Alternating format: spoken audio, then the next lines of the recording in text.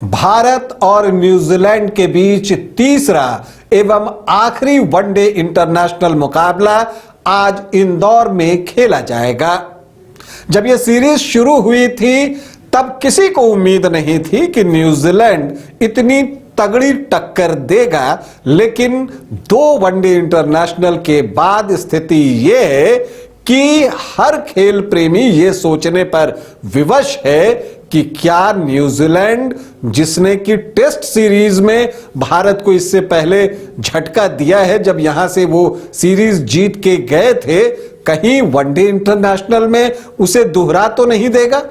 दूसरी तरफ जो भारतीय क्रिकेट प्रशंसक हैं उनको उम्मीद है कि भारतीय क्रिकेट टीम का इंदौर में जो शानदार ट्रैक रिकॉर्ड है उसको कायम रखते हुए भारतीय क्रिकेट टीम जीत जो दर्ज करेगी और सीरीज भी जीतेगी। तो आखिर तीसरे वनडे इंटरनेशनल में किस टीम का पलड़ा रहेगा भारी और कौन सी टीम मारेगी बाजी, उसी पर हम आपसे चर्चा करेंगे।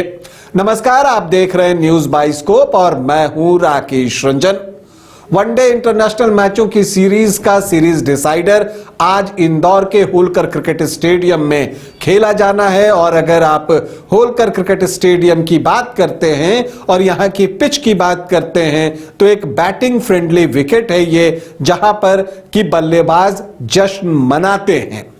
और अगर आप देखें तो दोनों तरफ के बैटर जो हैं वो अच्छे फॉर्म में दिख रहे हैं। चाहे आप भारत की तरफ से कप्तान शुभमन गिल की बात कीजिए, विराट कोहली की बात कीजिए, श्रेयस अय्यर की बात कीजिए, केएल राहुल की बात कर लीजिए, या न्यूजीलैंड की तरफ से कॉनवे की बात कीजिए, निकोलस की बात कीजिए, यंग की बात कीजिए, मिचेल की बात कीजिए, फिलिप्स की बात कीजिए, तो सभी जो है वो स्कोर कर रहे हैं। तो दोनों टीमों के बल्लेबाज यहां की पिच का फायदा उठाना चाहेंगे। लेकिन इस मुकाबले में पलड़ा किस टीम का भारी रहेगा, अगर आप ये देखना चाहते हैं तो आपको बताऊं कि देखिए, भारतीय टीम को अगर ये सीरीज जीतनी है, मतलब कि आज का मुकाबला जीतना है, तो कुछ चीजों में सुधार करने की जरूरत होगी। देखिए, अगर आप एक चीज जो गौर करते हैं वो ये है कि भारतीय क्रिकेट टीम में रोहित शर्मा अभी तक ड्यू हैं।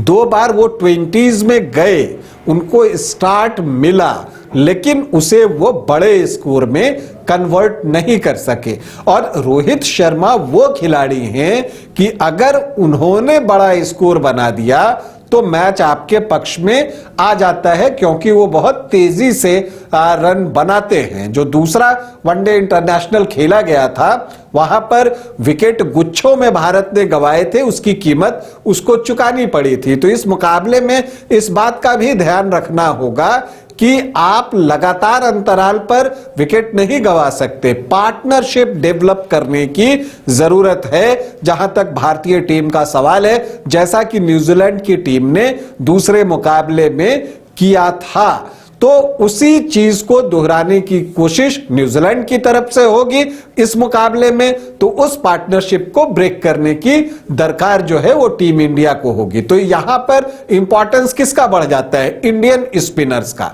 अभी तक इंडियन स्पिनर्स इस ओडीआई सीरीज में प्रभावी नहीं रहे हैं और यह भारतीय टीम का सबसे बड़ा ड्रॉबैक है। चाहे कुलदीप यादव हो, चाहे रविंद्र जडेजा हो, दोनों जो है अपनी लय पाने के लिए परेशान दिख रहे हैं, उनको उनकी लय नहीं मिल पा रही है।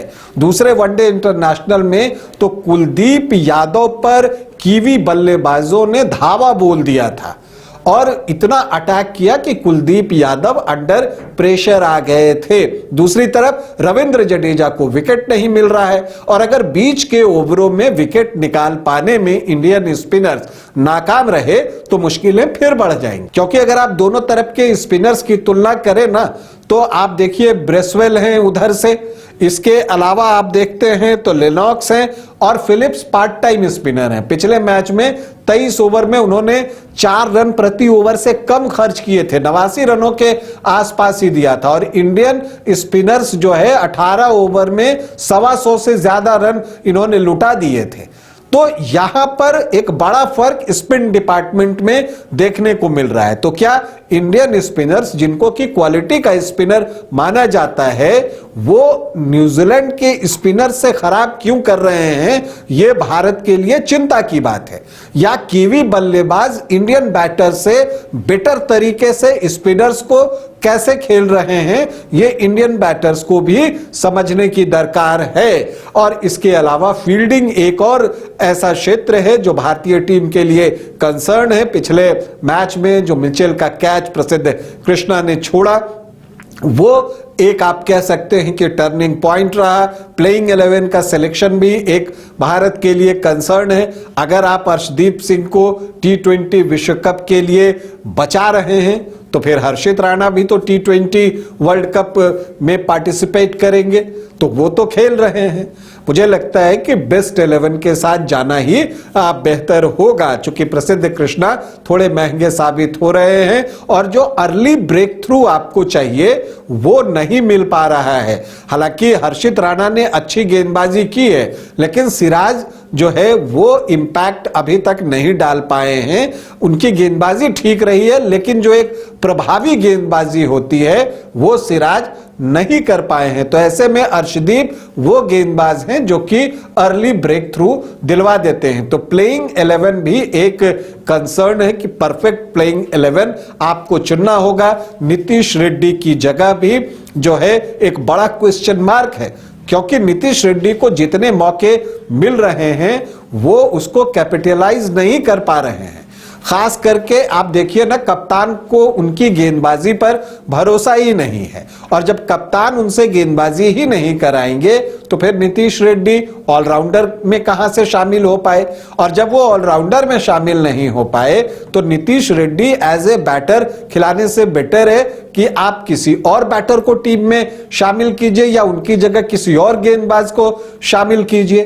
तो ये सारे कंसर्न टीम इंडिया के सामने हैं। मुझे उम्मीद है कि आज भारतीय टीम उन कमियों को दूर करके मुकाबले में उतरेगी और तीसरा वनडे इंटरनेशनल मुकाबला जीतकर सीरीज पर कब्जा जमाएगी और न्यूजीलैंड को वनडे सीरीज में वो नहीं करने देगी जो कि इससे पहले जब न्यूजीलैंड की टीम भारत आई थी और उसने टेस्ट सीरीज में किया था, उसे दोहराने का मौका ये भारतीय टीम नहीं देगी। भारतीय क्रिकेट टीम को हमारी ढेरों शुभकामनाएं। अभी आपसे अनुमति चाहेंगे, इजाजत दें, नमस्कार।